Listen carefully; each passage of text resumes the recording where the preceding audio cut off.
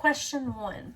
Historical events that recently have occurred that affect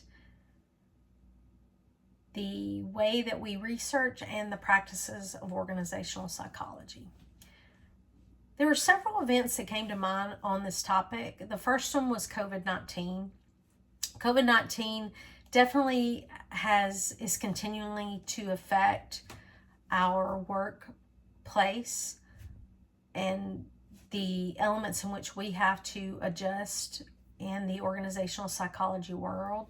Research is actively being done on this topic. Some of the elements that I feel like that we're dealing with still and will probably for a long time, the first one is working models, whether you go back to the way things were, work from home, or have a hybrid schedule. So when COVID-19 happened and we shifted into 2020 even, some people were still even working at home at that point. And so, and it continued, and people had to move back home with other family members. There's lots of different dynamics that actually happened as a result of this occurring. And so what we learned as organizations is that if we wanted to keep these employees, we had to make adjustments. And one of the things that we did is we allowed people to work from home. Some people, I worked from home in the job that I had at the time for 3 weeks, and then I automatically went back on a hybrid schedule. My husband, for instance, he worked from home for months after that. And it was months before he actually went back on a hybrid schedule himself. We stayed on that hybrid schedule for a while and then adjusted. And then eventually went back full time. And some people were really happy about going back. Some people liked working from home because it provided them with a better non-work balance. And so this is something that a lot of companies are understanding cost effective wise, that how cost effective it is for people to work from home or work at work, and trying to find that balance. So definitely COVID-19 has definitely had an effect on that. Also, well-being of your employees and the safety of them. And that goes into the next event that I really feel like has an impact is work violence, whether that's through school shootings or pandemic or whatever. Is companies since 9/11 have had to make safety plans that they didn't anticipate having prior to that. Now, these are a thing that are encouraged to be in place and should be reviewed on a regular basis. And as society shifts and more things happen and occur, we need to be making those adjustments and reviewing that process and communicating that with our employees. What do we do if XYZ happens? And how are we going to remain safe? So when I come into work, I'm not worrying about that every day. So that is definitely something that encourages people sometimes to even want to work from home as a result of safety as well.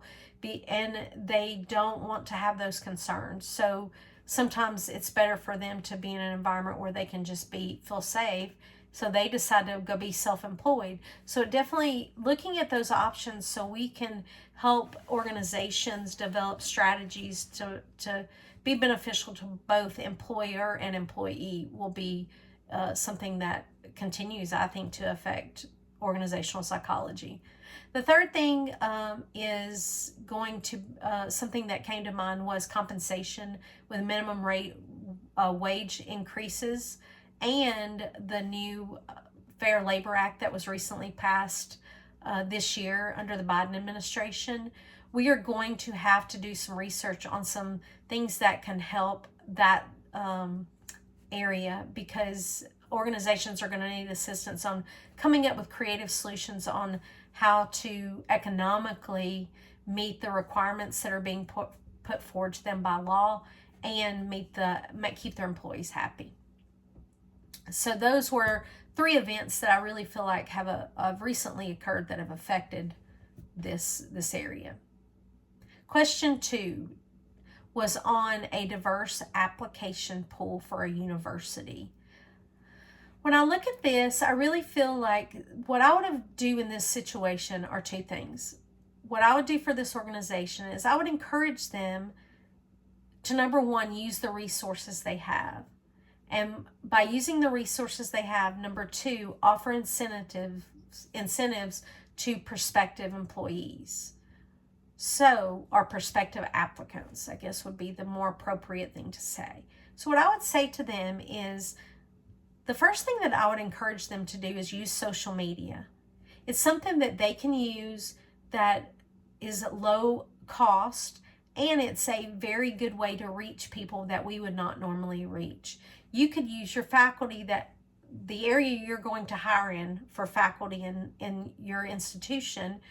Use some of the current faculty members that you have that are extremely happy about the environment they work in.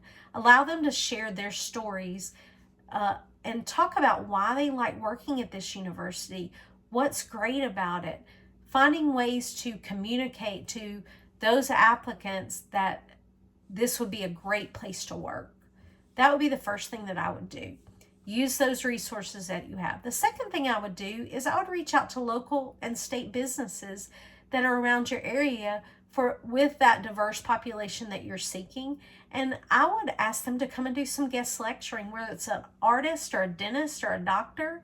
Ask them to come in and do some lecturing for you, and encourage them to, present that. Develop a working relationship with them about graduates and pairing them with them to do internships and things like this.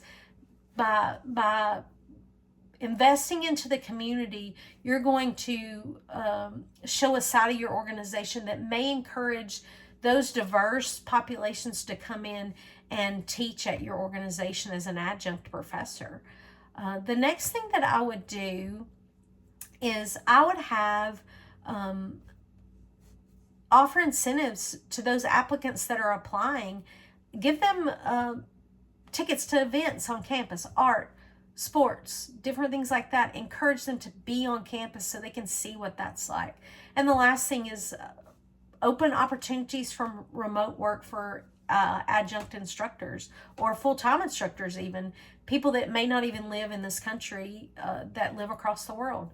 So these would be the things that I would do to really go about trying to help this university grow their application pool. They're focusing on using the resources they have. They're offering incentives, and they're reaching out to the specific diversity pool that they're wanting to attract. And by doing this, it's going to provide them and open up this pool to the kind of people that they're wanting to fill the positions that they have available.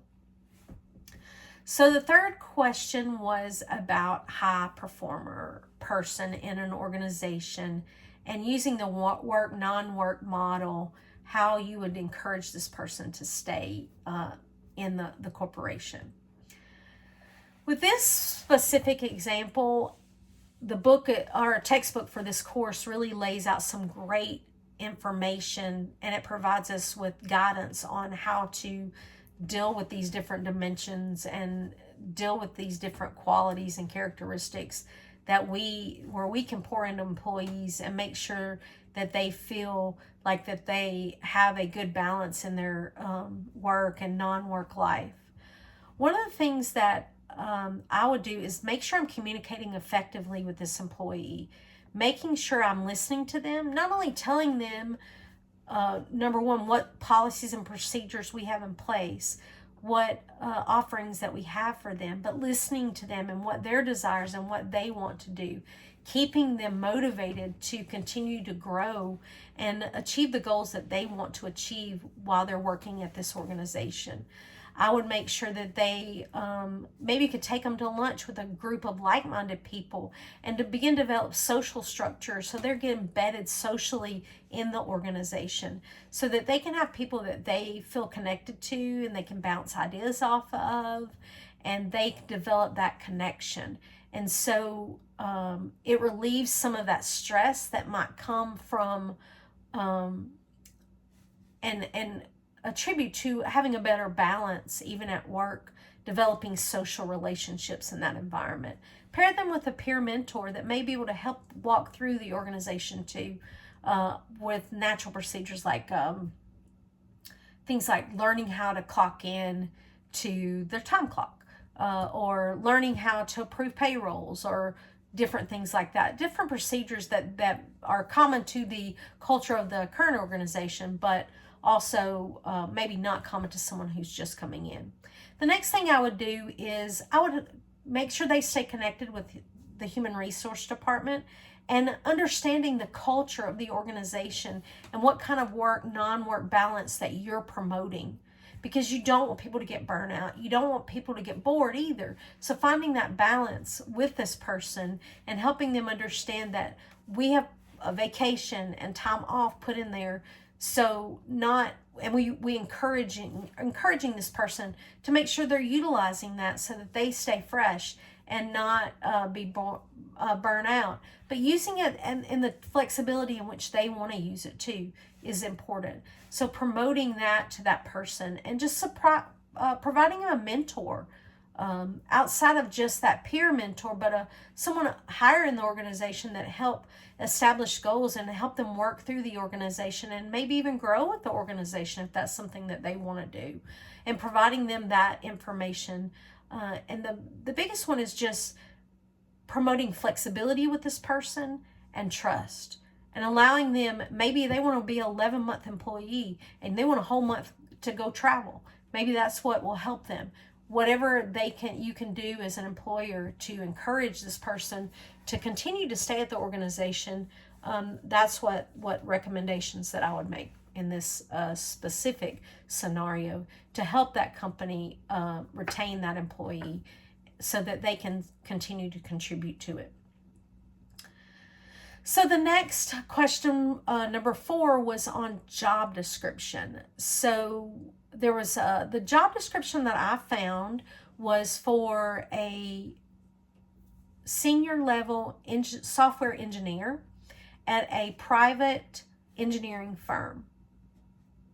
The application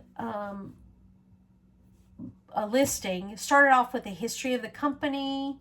It listed a little bit about that. It also listed about what type of work environment the person would actually be working in, if they could work from home, or they could actually maybe do some remote work. They could do a hybrid schedule.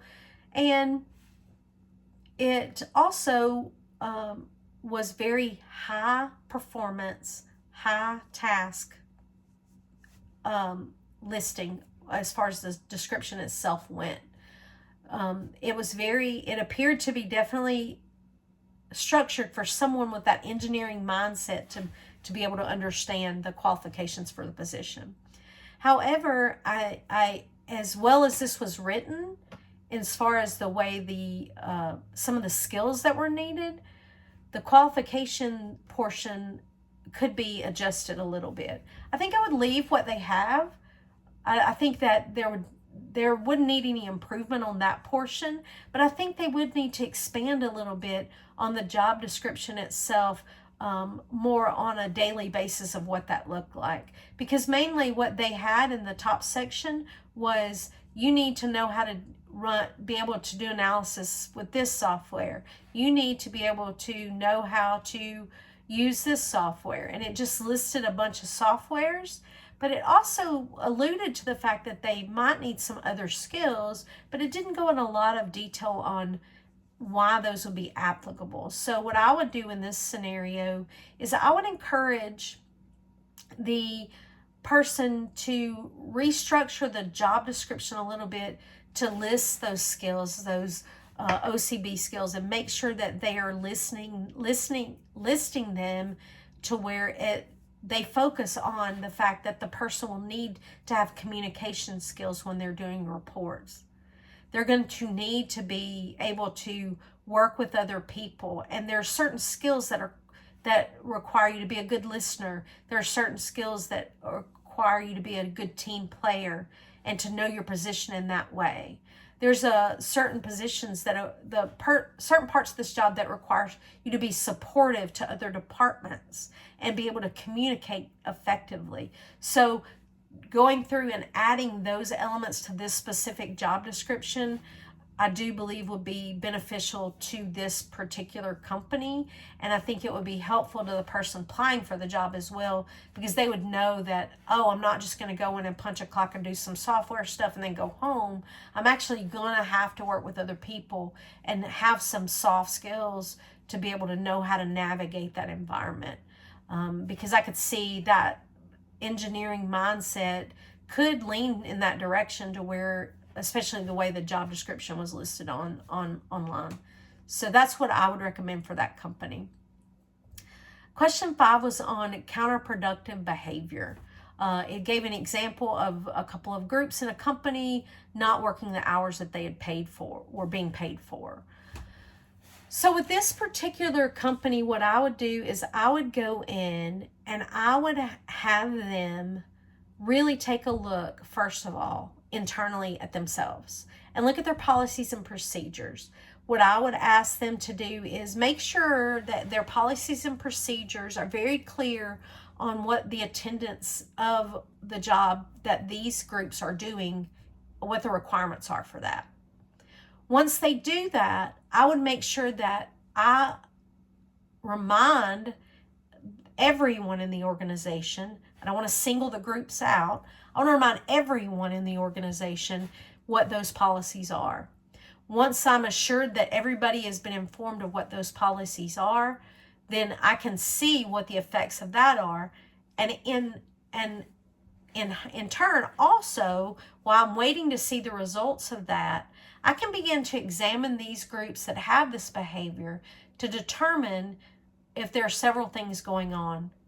One, what I can do is I can determine if there is a group issue. If there is someone in this group that's disgruntled, that's causing people to not want to come to work and do what they're supposed to do, and make some shifts to that. I don't want to be, it could go from, hey, why don't you come in and let's have a conversation. What's going on? How can we fix this? To letting someone go and restructuring the dynamic of the group. So it would really depend on making those evaluations. The other thing, it could be that these people are very high producers and maybe they're doing their work they work really well together. And as a result, I need to provide them something else within their daily tasks to meet those hours. And there are a couple ways you could do that. You could pull processes from other groups over to these groups and have them begin doing those processes as well. Or on days when they do finish their work early, you could say, now that you're finished this, we're going to go help this group over here. They have had to work more than 40 hours this week and they need some assistance. So now we're pulling people off this group and putting them into another. What this could do is develop teamwork. It could develop a group dynamic of understanding what other jobs are too. And it could you could do some cross-cultural training within your own organization. So this might be beneficial for a lot of reasons. And you also are going to cut out overtime if that's something you're having to pay to these other groups that are overworked or maybe not working together as well. Another thing you could do is take these groups and shake them up a little bit and then add them to these other departments and bring some of those other people that are not as high performing over to this other group and do some shuffling and figure out really what works well for you as an organization. So fixing those counterproductive work things, trying to do it without just going in and saying we're going to let you go, it would be the better option in this scenario, I do believe.